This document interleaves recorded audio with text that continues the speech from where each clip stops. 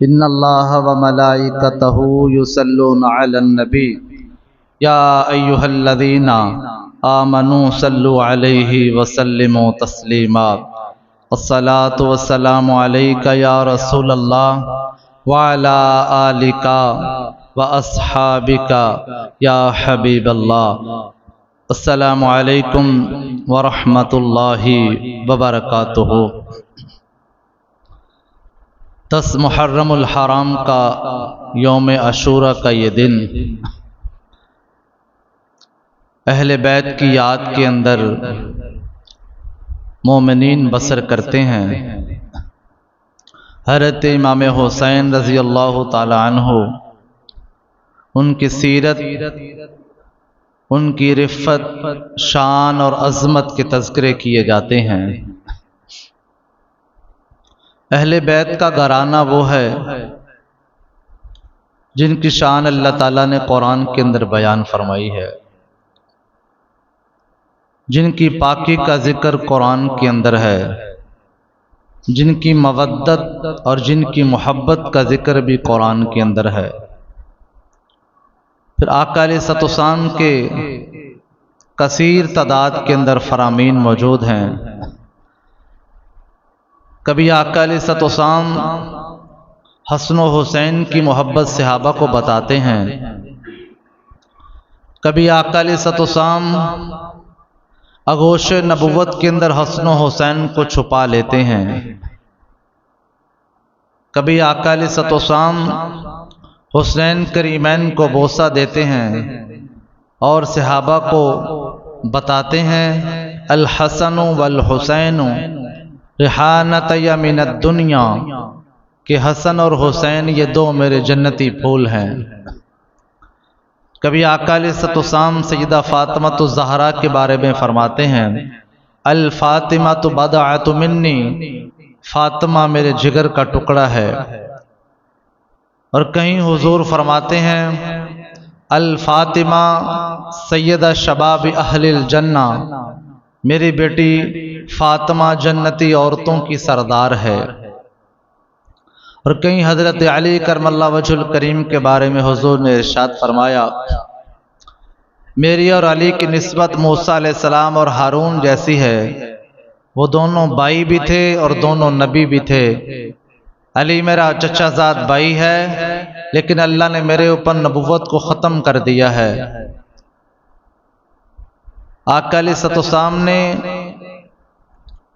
بہت زیادہ صحابہ اکرام کے مجمع کے اندر ازواج مطہرات کے سامنے اپنی اہل بیت کے تذکرے کیے ہیں، تو یقیناً یہ شان والا، عزت والا، عظمت والا، عظیمت والا گھرانہ ہے۔ جمعے کے اندر جہاں تک میں نے بیان کیا تھا وہاں سے انشاءاللہ شروع کریں گے کہ حضرت امام حسین رضی اللہ تعالیٰ عنہ کو مسلم بن عقیل کا خط آ گیا کہ حالات یہاں سازگار ہیں، آپ کربلا کے اندر تشریف لے آئیں، واقعی یہ کوفہ والے آپ کا انتظار کر رہے ہیں۔ تو حضرت امام حسین رضی اللہ تعالیٰ عنہ نے مکہ المکرمہ سے نکلنے کا ارادہ فرما لیا اور 31 صحابہ اکرام حضرت امام حسین کے ساتھ تھے، 41 فرد نفوس قدسیہ یہ اہل بیت کے لوگ تھے۔ ذی الحج کے مہینے کے اندر مورخین نے لکھا ہے 8 ذی الحج کو حضرت امام حسین رضی اللہ تعالیٰ عنہ مکہ مکرمہ سے نکل پڑے، الوداعی نگاہوں سے خانہ کعبہ کو دیکھا، استقامت کی دعائیں کیں، اپنے نانا جان کے سارے فرمان کو سامنے رکھا کہ میرا حسین وادی کربلا کے اندر شہید کر دیا جائے گا۔ اور پھر حضرت ام سلمہ رضی اللہ تعالی عنہما کو آقا علیہ الصلوۃ والسلام نے ایک مٹی دی جو جبریل امین نے حضور کو عطا فرمائی تھی۔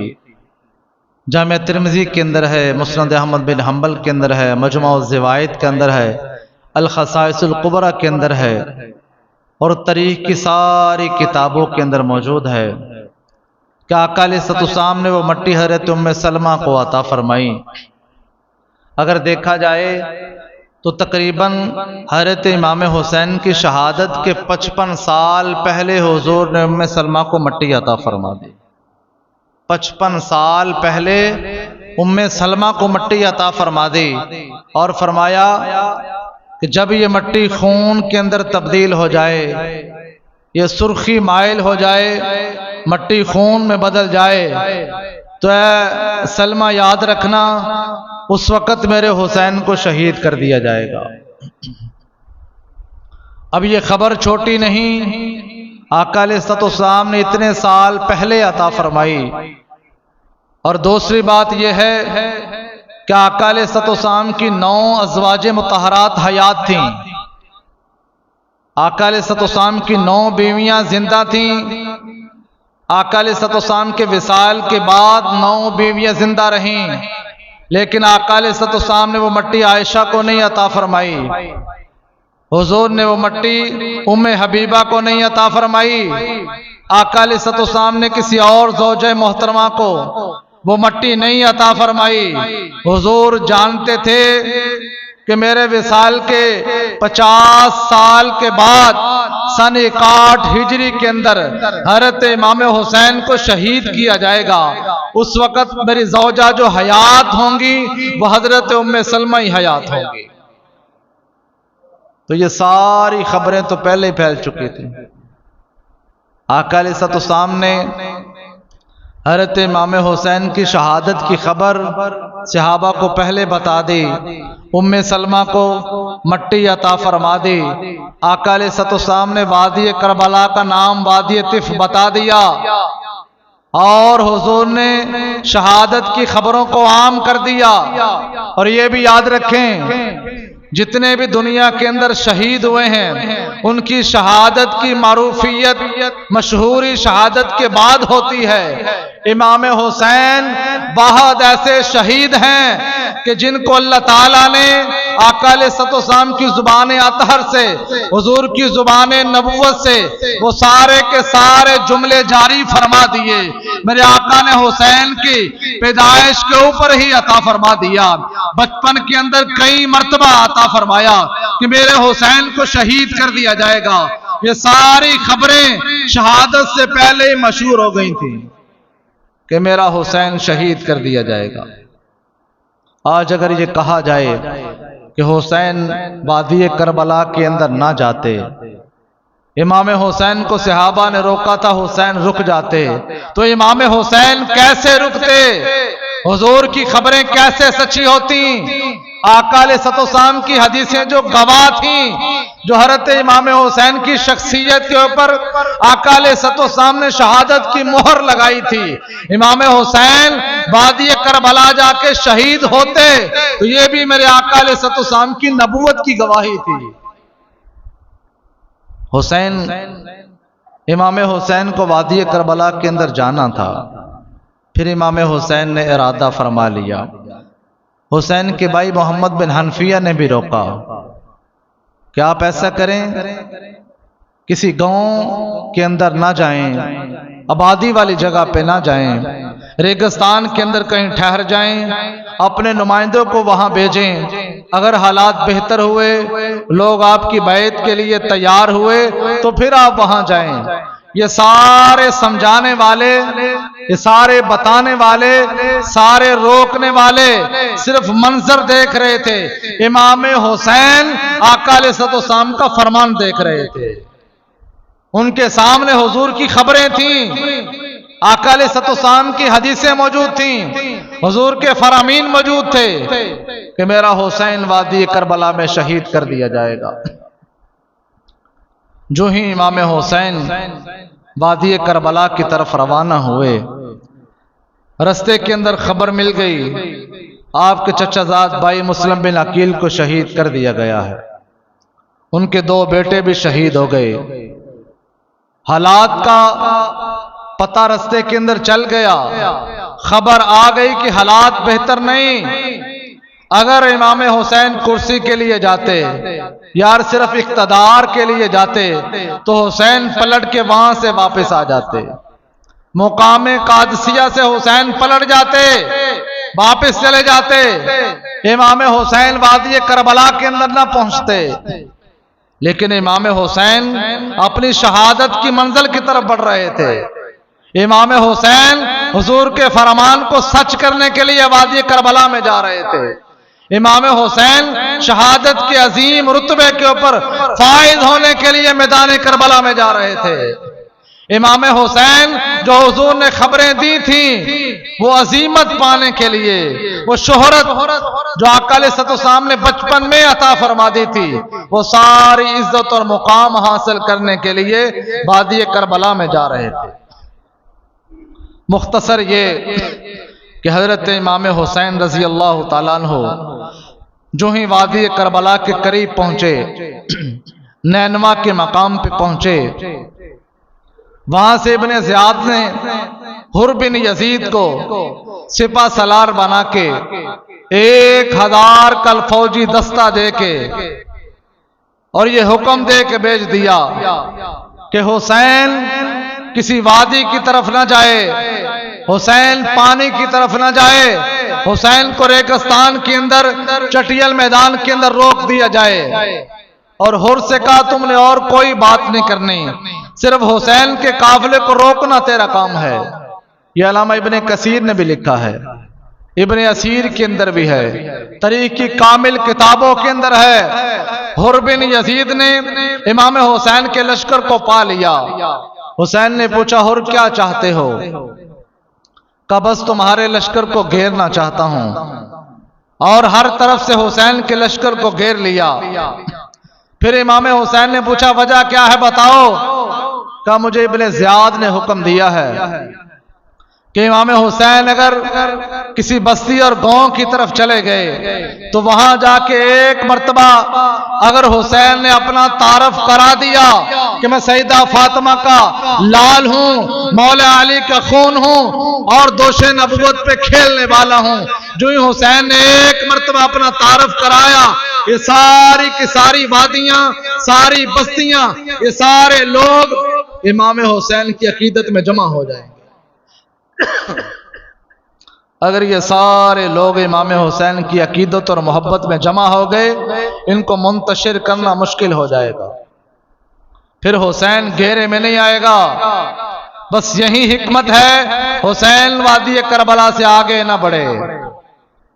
ایسا ہی ہوا، حضرت امام حسین کو گھیر لیا گیا۔ 2 محرم الحرام کو امام حسین وادی کربلا کے اندر پہنچے۔ جو ہی وادی کربلا کے اندر پہنچے، حضرت امام حسین نے حر سے پوچھا کیا چاہتے ہو؟ کہا ابن زیاد کا قاصد آنے والا ہے، وہی خبر لائے گا۔ اتنے میں ایک گھوڑ سوار سامنے سے آیا، حضرت امام حسین دیکھ رہے ہیں، اور اس نے آتے ہی ایک خط حر بن یزید کو دیا جس کے اوپر یہ لکھا ہوا تھا کہ یزید کی بیعت کے لیے اہل بیعت کو مجبور کیا جائے، اگر امام حسین بیعت کر لیں، انہیں نذرانے دیے جائیں اور انہیں حکومت دی جائے، اقتدار میں حصہ دیا جائے، عزت اور احترام کے ساتھ امام حسین کو واپس مکہ اور مدینہ بھیج دیا جائے۔ اگر تو چاہتی حضرت امام حسین چاہتے عزت، مال و دولت چاہتے، ممبر و محراب اور کرسی چاہتے تو امام حسین بیعت کر لیتے، یزید کو مان لیتے۔ لیکن اگر وہاں جا کے آج کچھ مولوی یہ کہتے ہیں کہ یزید نے جب بار بار بیعت کے لیے کہا تو امام حسین راضی ہو گئے تھے، وہ تو بیعت کرنا چاہتے تھے، ان کی خواہش یہ تھی کہ مجھے یزید کے پاس لے جاؤ میں بیعت کروں گا۔ یار یہ بات عقل کے اندر کیسے آتی ہے؟ اگر امام حسین وادی کربلا کے اندر جا کے یزید کی بیعت کرنا چاہتے تھے تو مدینہ میں حسین نے بیعت کیوں نہ کی؟ مدینہ کو چھوڑ دیا، مکہ المکرمہ چلے گئے، وہاں جا کے یزید کی بیعت نہیں کی، وہاں سے مسلم بن عقیل کو بھیجا، وہ شہید ہو گئے۔ حسین بیعت کے لیے راضی نہیں ہوئے، جو ہی وادی کربلا کے اندر ٹھہر گئے، لشکر سامنے آ گیا، اب تلواریں سامنے آ گئی، تو امام حسین بیعت کے لیے راضی ہو گئی۔ اگر حسین بیعت کے لیے راضی ہو جاتے، اگر حسین وہاں شہید نہ ہوتے تو یہ درجنوں احادیث مبارکہ کہاں جاتی جو آقا علیہ الصلوۃ والسلام نے خبریں دی تھیں، میرا حسین وادی کربلا کے اندر شہید ہوگا، میرے حسین کو بھوک اور پیاس کے اندر شہید کر دیا جائے گا۔ بار بار یہی اقرار کرواتے رہے، بار بار یہی خبریں حسین کے سامنے آتی رہیں، لیکن امام حسین نے جرأت اور بہادری کے ساتھ کہا، یہ میرا ہاتھ مولا علی کے ہاتھ میں تھا، یہ میرا ہاتھ بھائی حسن کے ہاتھ میں تھا، یہ میرا ہاتھ عمر بن خطاب، عثمان و غنی اور ابوبکر صدیق کے ہاتھ میں تھا، یہ ہاتھ کبھی بھی یزید کے ہاتھ میں نہیں جا سکتا۔ یزید کی اور اہل بیت کی راہیں جدا ہیں، یہ نماز والے، یہ قرآن والے، یہ اذکار والے، یہ شریعت والے، یہ سارے دین والے ہیں، وہ سارے دین بگاڑنے والے تھے، وہ سارے دین کے خلاف تھے، دین ان کے اندر نہیں تھا۔ بار بار امام حسین سے یہ کہا گیا، لیکن حسین نے ایک فیصلہ سنا دیا کہ کبھی بھی حسین یزید کی بیعت نہیں کر سکتا، یہ گردن میدان کربلا کے اندر کٹ سکتی ہے، جسم کے ٹکڑے ہو سکتے ہیں، لیکن حسین کی گردن کبھی بھی بن زیاد کے سامنے، یزید کے سامنے جھک نہیں سکتی۔ پھر ایسا ہی ہوا، دوبارہ حر بن یزید کو دوبارہ قاصد نے آ کے خبر دی، کہا اگر امام حسین نہیں مانتے سختی شروع کر دو، ایسی سختی شروع کرو کہ حسین بیعت کے اوپر مجبور ہو جائے۔ اور پھر پیچھے سے عمر بن سعد 4000 کا لشکر لے کے ابن زیاد نے بھیج دیا، حر کے پاس 1000 ہے، وہ 72 افراد ہیں، 4000 کا اور لشکر لے جاؤ، حسین تمہاری تلواریں، تمہاری سواریاں، تمہارے جوان دیکھ کے حسین بیعت کے لیے راضی ہو جائے گا، لیکن انہیں پتہ نہیں وہ خون رسول ہے۔ حضرت امام حسین نے فاطمہ الزہرا کا دودھ پیا ہے، مولا علی جو خیبر شکن تھے، حسین کی رگوں کے اندر مولا علی کا خون تھا، اللہ نے حسین کو ویسے جرأت اور بہادری عطا فرمائی تھی۔ 4000 کا لشکر آ گیا، اب سختی شروع ہو گئی۔ سب سے پہلا کام کیا کیا؟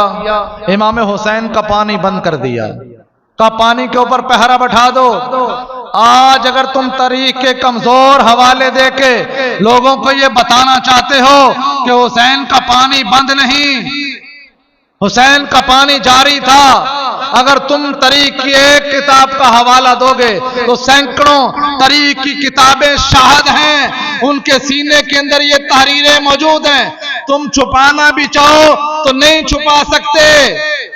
اہل بیت کا پانی بند کر دیا گیا، اس وجہ سے ان کے پاس معصوم بچے ہیں، عورتیں ہیں، پھر یہ مسافر ہیں، تپتا ہوا علاقہ ہے، سارے لشکر پانی بھر بھر کے پی رہے ہیں، یہاں تک کہ گھڑ سوار جب ایک چکر لگا کے آتا اپنی سواری کے اوپر فوراً نہر فرات کے اوپر سواری کو لے جاتا۔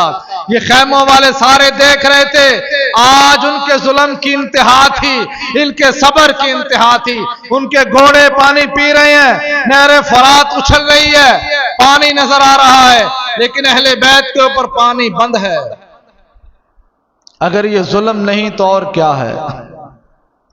اگر یہ سارا کچھ کرنے کے بعد تمہاری تقریریں یا تمہاری تحریریں کہتی ہیں کہ یزید جنتی ہے، وہ جنت کے اندر جائے گا، تو آقا علیہ الصلوۃ والسلام کے فرمان یہ کہتے ہیں، تم یہ کہتے ہو یزید جنت کے اندر جائے گا، اللہ تعالیٰ نے حسنین کریمین کو جنت کی سرداری عطا فرمائی، یہ تو جنتی جوانوں کے سردار ہیں، ان کی اور کیا شان ہے؟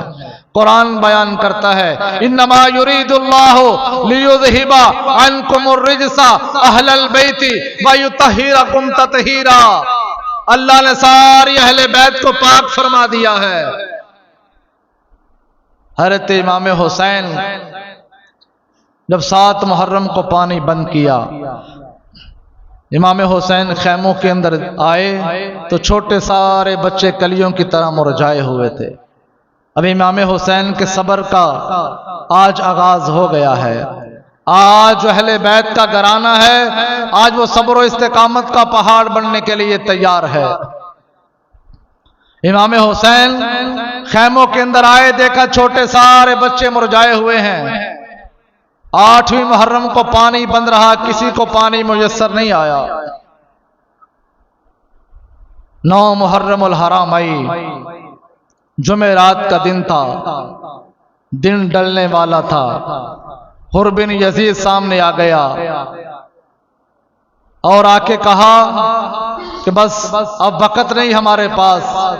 ابن زیاد نے اب آخری قاصد بھیج دیا ہے، کہا امام حسین سے آج کہہ دو ابھی یہ بیعت کر لیں یا پھر جنگ کے لیے تیار ہو جائیں۔ 9 محرم الحرام کی رات عصر کے قریب وقت تھا، یہ سورج یوں ڈل رہا تھا، سامنے سارے کا سارا لشکر تیار تھا۔ حضرت امام حسین خیموں کے اندر گئے، اپنے بھائی عباس سے مشورہ کیا، اپنی بہن زینب سے مشورہ کیا کہ اب وقت ختم ہو گیا ہے، اب قاصد نے یہ پیغام دے دیا، اب فوجوں کی تعداد بڑھ رہی ہے، یا تو ہمیں بیعت کرنی ہوگی، یزید کی بیعت کو ماننا ہوگا، یا پھر جنگ کی تیاری کرنی ہوگی۔ اتنے میں جنگ کا نعرہ بجا، انہوں نے آواز دی ہم جنگ کے لیے تیار ہیں۔ حضرت امام حسین جلدی سے باہر آئے، سارے کوفی لشکر کے سامنے کھڑے ہو گئے اور امام حسین نے کہا آج رات ہمیں مہلت دے دو، آج کی رات میں تم سے مہلت مانگتا ہوں۔ عمر بن سعد نے کہا ہم ایک لمحے کی مہلت نہیں دیں گے۔ حر بن یزید سامنے آیا، اس کے دل میں محبت اہل بیت جاگ رہی تھی، محبت اہل بیت کروٹ لے رہی تھی۔ یہ سامنے آیا اور کہا حر بن یزید نے کہا ایک رات کی مہلت دے دو امام حسین کو۔ سارے کا سارا لشکر پیچھے ہٹ گیا، امام حسین خیموں کے اندر آئے۔ جب لشکر سارا پیچھے چلا گیا تو امام حسین نے رات کس لیے مانگی تھی؟ جنگوں کے اندر جب وقت لیا جاتا ہے، اپنی سواریوں کو جنگوں کے لیے تیار کیا جاتا ہے، اپنے اوزاروں کو تیز کیا جاتا ہے، تلوار اور نیزے دیکھے جاتے ہیں، جنگ کا دستہ بنایا جاتا ہے، جوانوں کی جماعت کو آگے کیا جاتا ہے، جنگی مشقیں کی جاتی ہیں، مشاورت کی جاتی ہے، لیکن امام حسین نے کوئی ایسا کام نہیں کیا۔ عشاء کی نماز ادا کی، سارے خیموں والوں کو جمع کیا، جتنے رفقا تھے سارے خیموں کے باہر تھے، ساری عورتیں خیموں کے اندر تھیں۔ امام حسین فاطمہ الزہرا کے لال درمیان میں کھڑے ہو گئے۔ حضرت امام حسین نے خطبہ دیا، امام حسین نے کچھ جملے کہے، امام حسین نے ایک تقریر کی، کہا دیکھو یہ سارے یزیدی میرے خون کے پیاسے ہیں، تم میرے ساتھ آئے ہو میرا ساتھ دینے کے لیے، لیکن مجھے یہ محسوس ہو رہا ہے صبح کا سورج خونی سورج ہوگا، صبح کا آغاز خون سے کیا جائے گا۔ اتنے میں امام حسین نے چراغ بجھا دیا، کہا میں سب پہ راضی ہوں، جو جانا چاہتا ہے واپس چلا جائے۔ حسین کسی سے کوئی گلہ نہیں کرے گا کون گیا ہے، میں یہاں شہید ہونے کے لیے آیا ہوں، یہ مجھے شہید کر کے چھوڑیں گے، مجھے بھوکا پیاسا وادی کربلا کے اندر شہید کیا جائے گا۔ یہ سارے یزیدی میرے خون کے پیاسے ہیں، لیکن میں نے چراغ گل کر دیا ہے، میں نالہ مصطفیٰ کے سامنے کسی کی کوئی شکایت نہیں کروں گا۔ اگر کوئی واپس جانا چاہتا ہے، اگر کوئی مدینہ پہنچنا چاہتا ہے، حسین کو کوئی گلہ نہیں، حسین سب پہ راضی ہے، جو جانا چاہتا ہے چلا جائے۔ کہتے ہیں امام حسین نے بس یہ باتیں کی، مردوں سے رونے کی آواز آئی، سب کے آنسو بہنے لگے، سب کی آہو بقا آنے لگی۔ تھوڑی دیر کے بعد امام حسین نے چراغ گل کیا، جتنے بھی صحابہ کرام اور اولاد صحابہ تھے وہ سارے ایک جگہ پہ جمع تھے، اہل بیت کے سارے افراد ایک سائیڈ پہ تھے، وہ سارے جمع ہو کے سامنے آئے، امام حسین کی بارگاہ میں ہاتھ باندھ کے عرض کی کہ ایسا کیسے ہو سکتا ہے کہ ہم آپ کے ساتھ آئیں، آپ کی محبت کا دم بھریں، میدان کربلا کے اندر آ کے تلواریں دیکھ کے ہم یزیدی فوجیں دیکھ کے آپ کا ساتھ چھوڑ جائیں، بلکہ ہم نے آپ کے خطبے اور تقریر کے دوران یہ فیصلہ کر لیا ہے اگر صبح جنگ کا آغاز ہوگا اہل بیت کے افراد سے پہلے ہم سارے اپنی اپنی جانیں قربان کر دیں گے، ایک فرد بھی اہل بیت کا قربان نہیں ہوگا، سب سے پہلے یہ سارا دستہ جب یہ جانیں قربان کر دے گا پھر کوئی اہل بیت کی طرف آئے گا۔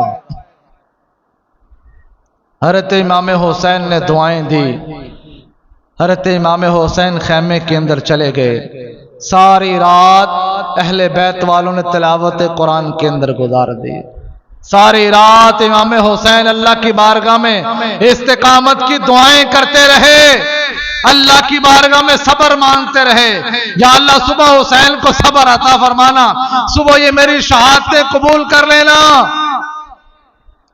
کہتے فجر کا وقت ہوا، حضرت امام حسین نے علی اکبر کو دیکھا، جگایا، فرمایا بیٹا علی اکبر میدان کربلا کے اندر فجر کی اذان پڑھو۔ حضرت علی اکبر پتھر پہ کھڑے ہوئے، فجر کی اذان پڑھی حضرت علی اکبر نے، اور اہل بیت کی طرف سے یہ آخری اذان تھی۔ حضرت علی اکبر نے 18 سال کے جوان امام حسین کے لخت جگر تھے، شبیہ رسول خدا تھے، حسین بازو پکڑ کے لائے، فرمایا آج فجر کی اذان پڑھو۔ حضرت علی اکبر نے فجر کی اذان پڑھی، امام حسین نے فجر کی جماعت کروائی، نماز پڑھا کے سارے رفقا بیٹھے ہوئے ہیں، کچھ خیموں میں چلے گئے، خیمے کے دروازے کے اوپر یوں امام حسین تلوار کے دستے کے اوپر سر رکھ کے بیٹھے تو آنکھ لگ گئی، ابھی تھوڑی سی آنکھ لگی تھی، امام حسین کچھ منظر دیکھ رہے تھے، آقا علیہ الصلوۃ والسلام کی وہ ساری باتیں سامنے آ رہی تھی، مدینے کا وہ ماحول یاد آ رہا تھا، آنکھ لگی ہوئی تھی، اتنے میں یزیدی فوجیں اپنے گھوڑے سامنے لے کے آ گئے، گھوڑوں کی ٹاپوں کی آوازیں آئیں، حضرت زینب جلدی سے باہر آئیں، امام حسین کے کندھے پہ ہاتھ رکھا، کہا بھائی کیا آپ کی آنکھ لگ گئی ہے؟ سامنے سارے یزیدی فوجی آ گئے ہیں، وہ تو جنگ کے لیے تیار ہیں۔ حضرت امام حسین نے جلدی سے اپنی تلوار پکڑی، اپنے خیموں کے اندر گئے، 14 سال کے امام زین العابدین جو بیمار تھے، امام حسین بستر پہ گئے، حسین العابدین کو سہارا دیا، پاس بٹھا کے کہا بیٹا امتحان شروع ہو گیا ہے، آزمائش شروع ہو گئی ہے، لیکن میری آزمائش چند گھنٹوں کی ہے، یہ ختم ہو جائے گی، ابھی یہ سورج طلوع ہوا ہے، غروب ہونے سے پہلے پہلے خانوادہ رسول ذبح ہو جائے گا، سارے بچے ذبح ہو جائیں گے، خانوادہ رسول کے اندر کوئی نہیں بچے گا، میرا صبر اختتام تک پہنچ جائے گا، اے میرے بیٹے زین العابدین اب صبر تمہارے پاس ہوگا، صبر کا دامن نہ چھوڑنا، ان عورتوں کے پردے کا خیال کرنا، بچوں کو سہارا دینا، اور خود بھی استقامت کا پہاڑ بن کے رہنا۔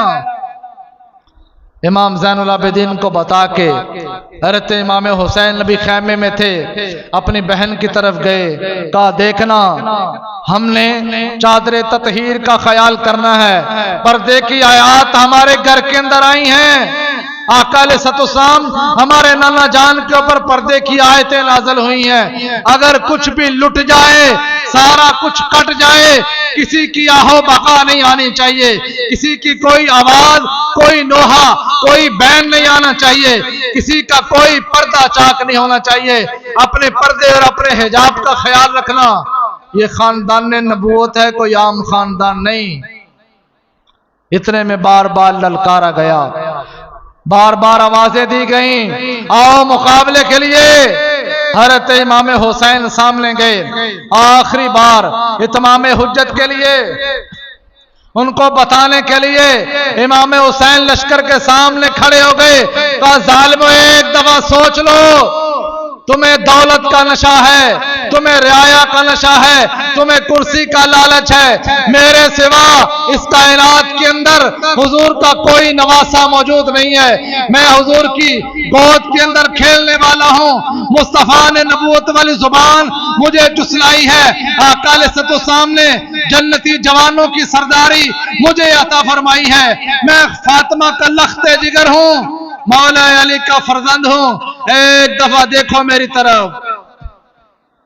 سارے لشکر کے اندر سناٹا چھا گیا۔ جب سناٹا چھایا ادھر عمر بن سعد نے کہا جلدی سے حملہ کرو، حسین کی باتیں ان کے دلوں پہ اثر کر رہی ہیں۔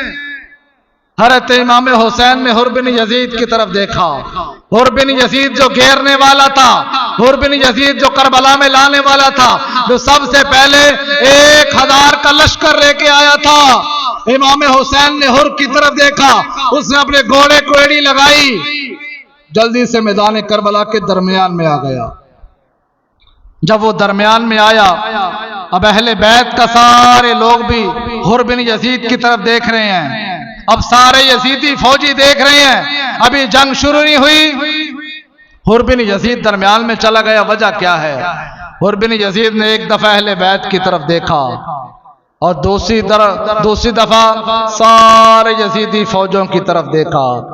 عمر بن سعد نے کہا حر بن کیا دیکھ رہے ہو، اور تمہیں کیا ہو گیا، کس چیز کا اندازہ لگا رہے ہو، کیا دیکھ رہے ہو؟ حر بن یزید نے اپنے گھوڑے کو سواری کو ایڑی لگائی، جلدی سے حسین کے لشکر کی طرف آیا، کہا میں دیکھ رہا ہوں، آج مجھے نظر آ رہا ہے جنت کس طرف ہے، جہنم کس طرف ہے، میں نے تمہارے لشکر کو چھوڑ دیا، تمہاری فوجوں کو چھوڑ دیا، میری قسمت کا ستارہ چمک گیا ہے، میں نے الوداع کہہ دیا ساری یزیدی فوجوں کو۔ میرا تعلق ابن زیاد سے نہیں ہے، میرا تعلق شمر سے نہیں ہے، میرا تعلق یزید سے نہیں ہے، میں امام حسین کے قدموں پہ قربان ہونا چاہتا ہوں۔ حر بن یزید امام حسین کے پاس آ گیا، امام حسین نے حر بن یزید کو پاس کیا، قریب کیا، امام حسین نے حر بن یزید کو دعائیں دیں، کہا اے حر، تیرے نام کا معنی ہے آزاد ہونا، اللہ نے تجھے جہنم سے آزاد کر دیا ہے، اے حر اللہ نے تجھے جنت کی راہیں عطا فرما دی ہیں۔ جو ہی حر بن یزید حضرت امام حسین کی طرف آئے، دوبارہ انہوں نے کہا جاؤ جنگ کی طرف، اب جنگ کا نکارہ بچ گیا ہے، اب جنگ شروع کی جائے۔ عمر بن سعد آگے آیا۔ عمر بن سعد کون ہے؟ یہ سعد بن ابی وقاص صحابی رسول کا بیٹا ہے۔ سعد بن ابی وقاص کون ہے؟ یہ حضور کے رشتے میں ماموں لگتے ہیں۔ سعد بن ابی وقاص عشرہ مبشرہ صحابہ میں سے ہیں، رشتے میں حضور کے ماموں لگتے ہیں۔ جنگ احد کے اندر حضرت سعد بن ابی وقاص سامنے کمان کے اندر تیر رکھ کے چلا رہے تھے، نشانہ بڑا اچھا تھا، جہاں حضور اشارہ فرماتے حضرت سعد کا تیر وہاں کافر کی پنڈلی میں جا کے لگتا۔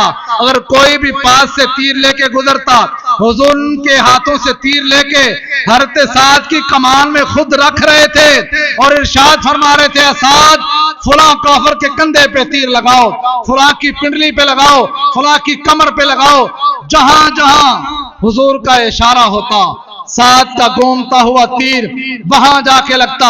جب بہت زیادہ تیر لگائے، اللہ کے نبی نے یوں ہاتھ اٹھائے، جنگ احد کے اندر حضرت سعد کے لیے ایک جملہ عطا فرمایا، ارمی فدا کا ابی و امی یا سعد، تیر پہ تیر چلاؤ سعد، میرے ماں باپ تجھ پہ قربان۔ کتنا پیارا جملہ عطا فرمایا۔ ہر کوئی یہ کہتا ہے فدا کا ابی و امی یا رسول اللہ، میرے ماں باپ آپ پہ قربان۔ حضرت سعد کے لیے آقا علیہ السلام نے یہ جملہ عطا فرمایا تھا، اے سعد میرے ماں باپ تجھ پہ قربان۔ اس سعد بن ابی وقاص کا بیٹا عمر بن سعد سامنے تھا۔ حالات ایسے بن گئے، ذہن سازی ایسی بنا دی گئی، لالچ ایسا دے دیا گیا، اس طریقے سے مال تقسیم کر دیا گیا۔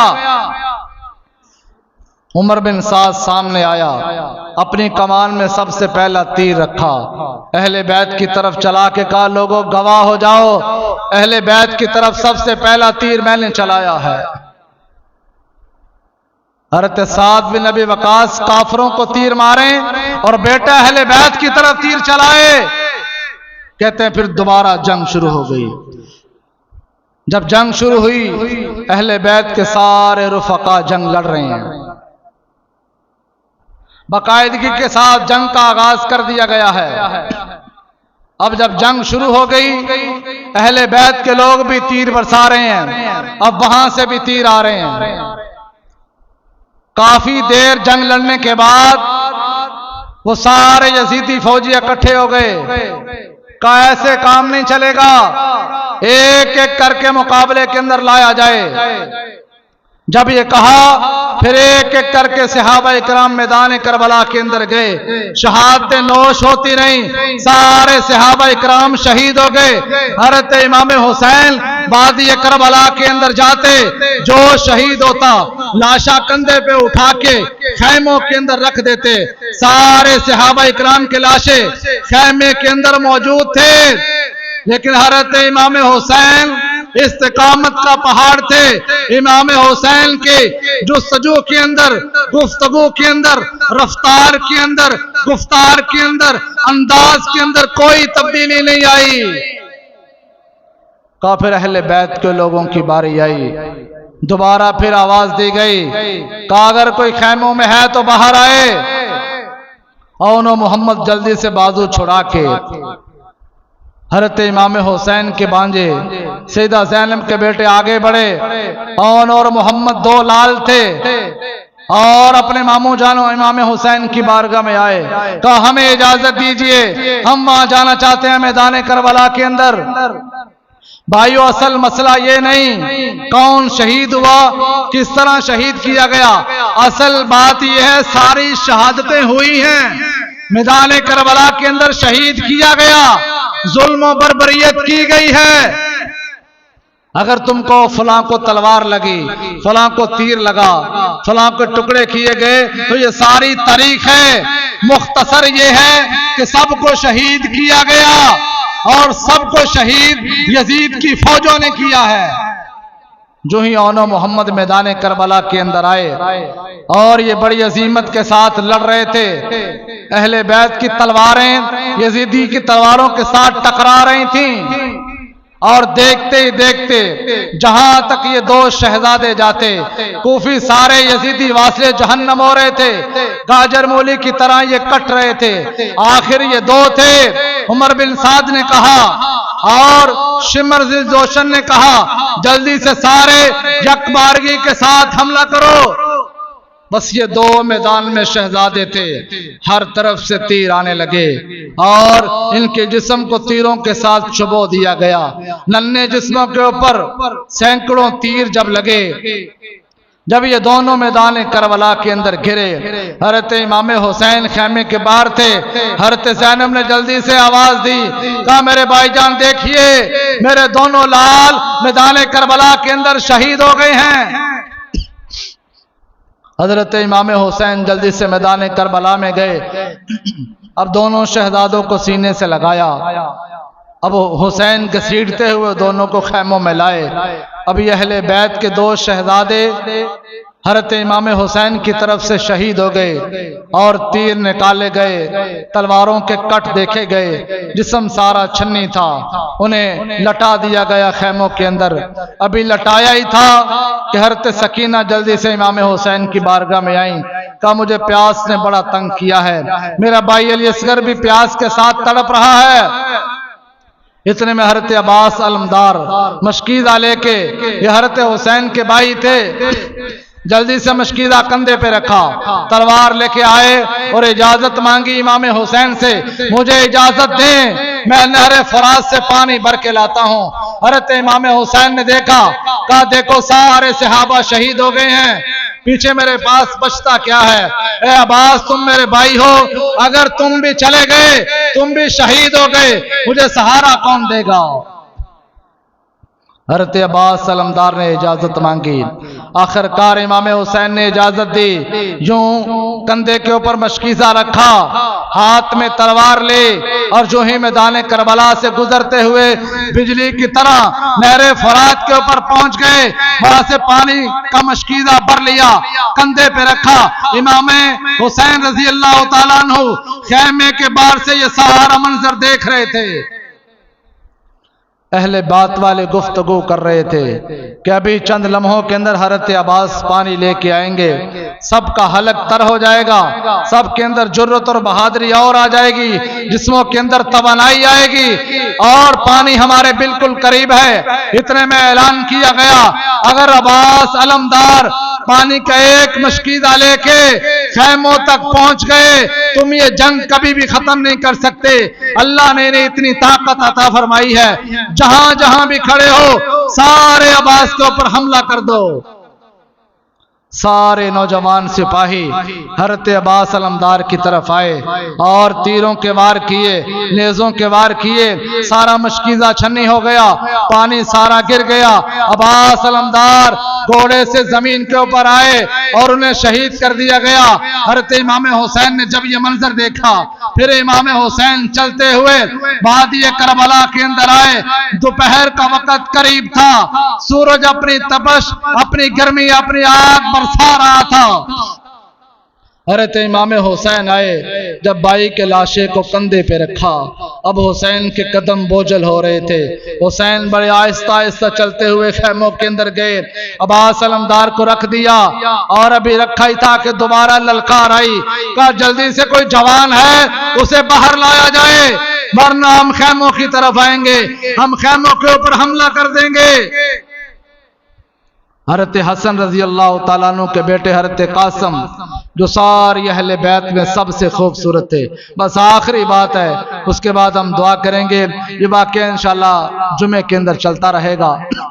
حضرت امام حسن کے بیٹے قاسم امام حسین کی بارگاہ میں آئے، تلوار ہاتھ میں تھی، جلدی سے امام حسین سے اجازت مانگی۔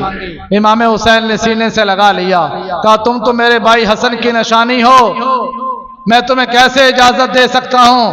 تم خیموں کے اندر بیٹھ جاؤ، اب حسین کی باری ہے، اب امام حسین کربلا کے میدان میں جائیں گے۔ حضرت قاسم سامنے آ گئے، کہا چاچا جان یہ کیسے ہو سکتا ہے کہ ہم بھتیجے جوان موجود ہوں اور آپ 55 سال کی عمر کے اندر میدان کربلا کے اندر جائیں؟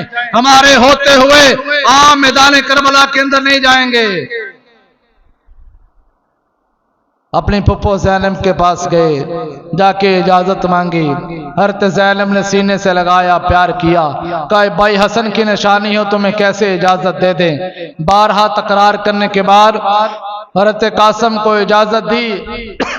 حضرت امام حسین نے خود سواری کے اوپر سوار کیا، تلوار ہاتھ میں دی، میدان کربلا کی طرف سواری کا رخ پھیرا۔ حضرت قاسم نے اپنی سواری کو ایڑی لگائی۔ یہ اہل بیت کے فرزند بھوکے تھے، پیاسے تھے، رنجیدہ اور پریشان تھے، غم زدہ تھے، خیموں کے اندر شہادتیں موجود تھیں، لیکن اللہ نے عزم دیا تھا، استقامت دی تھی، اللہ نے جرأت اور بہادری عطا فرمائی تھی۔ اور جو ہی حضرت حسن کے بیٹے امام قاسم میدان کربلا کے اندر گئے، اب سارے یزیدی فوجی دیکھنے لگے۔ اللہ نے حضرت قاسم کو ایسا حسن عطا فرمایا، چاند جیسا چہرہ تھا، میدان کربلا کے اندر اپنی سواری کو گھمایا اور اپنی تلوار ہاتھ میں تھی، جہاں جہاں قاسم کی تلوار لگتی سارے کوفی زمین دوز ہو جاتے، جہنم کے اندر جا رہے تھے، یہ سارے کٹ رہے تھے، گر رہے تھے۔ تھوڑی دیر کے بعد حضرت قاسم بڑے کوفیوں کو کاٹ کے پھر امام حسین کی بارگاہ میں آئے، کہا چاچا جان اگر ابھی تھوڑا سا پانی کہیں سے مل جائے سارے میدان کربلا کا نقشہ بدل دوں۔ امام حسین نے سامنے کھڑا کیا اور کندھے پہ ہاتھ رکھ کے فرمایا، بیٹا قاسم آج نہر فرات کا پانی ہمارے لیے بند ہو چکا ہے، دنیا کا رزق اللہ نے ہمارے اوپر مکمل کر دیا ہے، جیسے ہی ہمارا کوئی ساتھی شہید ہوگا نانا مصطفیٰ آب کوثر کا جام لیے جنت کے دروازے پہ کھڑے ہیں، جو ہی ہمارا جوان شہید ہوگا اسے نہر فرات کا پانی تو نہیں ملا، وہ پیاسا شہید ہوگا، لیکن نانا مصطفیٰ اسے آب کوثر کا جام پلائیں گے۔ حضرت قاسم دوبارہ گئے میدان کربلا کے اندر، کئی لوگوں کو شہید کیا، آخر کار تلواروں کے وار ہوئے، حضرت قاسم زمین پہ گرے، امام حسین کو آواز دی، کہا یا ابا حسین دیکھیے۔ حضرت امام حسین پھر وادی کربلا کے اندر آئے۔ حضرت قاسم اتنے جوان تھے کہ امام عالی مقام نے سینے سے لگایا اور اٹھا رکھ کے حضرت حسین خیموں کی طرف لا رہے تھے۔ امام حسن کے بیٹے قاسم کے پاؤں زمین کے اوپر گھسٹ رہے تھے، کھینچ کے حضرت امام حسین میدان کربلا سے خیموں تک لائے اور پھر اللہ کی بارگاہ میں ہاتھ اٹھائے، یا اللہ میں نے بانجے قربان کر دیے، بھتیجا قربان کر دیا، میں نے بھائی عباس قربان کر دیا، میرے رفقا ساتھی سارے قربان ہو رہے ہیں، اے میرے مالک ان کی شہادتوں کو قبول کر لینا، ہمیں صبر عطا فرمانا، ہمیں استقامت عطا فرمانا۔ طریق کے سارے اوراق دیکھ لو، پوری تاریخ کے اندر، پوری حدیث کے انبار کے اندر تم تو بار بار یہ کہتے ہو حسین پانی مانگ رہے تھے، حسین کوفیوں سے پانی طلب کر رہے تھے۔ امام حسین نے عاشوراء کے دن 10 محرم کے دن کسی طریق کی کتاب میں نہیں آتا، یزیدیوں سے دور کی بات ہے، امام حسین نے تو رب سے بھی پانی نہیں مانگا، کہا یہ صبر کی بات ہے۔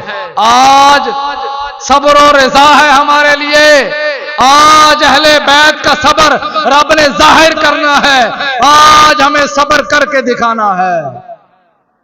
اہل بیت کو پھر اللہ نے اتنا صبر عطا فرمایا، اتنی شان اور اتنی محبت عطا فرمائی، دین کی استقامت کے لیے اہل بیت نے سارا گھرانہ قربان کر دیا، بچے قربان ہو گئے، بھائی بانجے بھتیجے قربان ہو گئے، سارا کچھ قربان ہو گیا، صرف استقامت، صرف دین کی خاطر، صرف قرآن کی خاطر، صرف شریعت کے نفاذ کی خاطر۔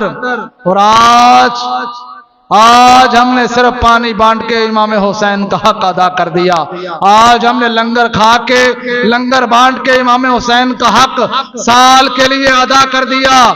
آج ہم اس بات کے اوپر راضی ہو گئے ہیں کہ ہم نے پانی بانٹا، لنگر تقسیم کیا، ہمارا دل مطمئن ہو گیا کہ ہم حسینی ہیں۔ حسینی ہونے کے لیے تمہیں حسینی کردار ادا کرنا ہوگا، حسینی ہونے کے لیے اگر تمہیں محبت اہل بیت کا دم بھرنا ہے تمہیں نماز کو ادا کرنا ہوگا، محبت اہل بیت کا دم بھرنا ہے تجھے تلاوت قرآن کرنی ہوگی، محبت اہل بیت کا دم بھرنا ہے اگر حسینی ہونے کا دعویٰ کرنا ہے تمہیں حق کا ساتھ دینا ہوگا، تمہیں سچائی کا ساتھ دینا ہوگا، تمہیں صبر و رضا کا دامن اپنے ہاتھوں میں تھامنا ہوگا، تمہیں حسینی کردار کے لیے حسینی سیرت اپنانی ہوگی۔ آج ہم دعویٰ حسینیت کا کر رہے ہیں، کام یزیدیت والے کر رہے ہیں۔ آج اگر ہم دین سے دور ہیں، نماز سے دور ہیں، قرآن سے دور ہیں، حضور کے فرمان سے دور ہیں، تو یہ سارے دور تھے، اس لیے تو امام حسین نے قربانیاں پیش کی تھیں کہ یہ سارے دین سے دور ہیں۔ آج اگر ہم بھی دین سے دور ہو کر حضرت امام حسین کی محبت کا دعویٰ کریں تو یہ دعویٰ صدق والا دعویٰ نہیں، یہ سچا دعویٰ نہیں۔ حسینی کردار، امام حسین کی قربانیاں، عاشوراء کا یہ دن اس بات کی وضاحت کرتا ہے کہ تمہیں سچا ہونا ہے، تمہیں با اخلاق ہونا ہے، تمہیں با کردار ہونا ہے، تم نے سچا پکا مسلمان اور مومن بننا ہے۔ اللہ تعالی ہم سب کو اہل بیت کی محبت عطا فرمائے، جینا اہل بیت کی محبت میں ہو، مرنا اہل بیت کی محبت کے اندر ہو، یہ حضور کی سنت ہے، میرے نبی کا فرمان ہے، ہمارا یہ اعلان ہے۔ اہل بیت کی محبت کے بغیر ایمان کامل نہیں، محبت کامل نہیں، دین کامل نہیں ہے۔ اہل بیت کی محبت جو ہے یہی سارا کچھ ہے۔ اللہ تعالی ہم سب کو اہل بیت کی محبت عطا فرمائے۔ وما علینا الا البلاغ المبین۔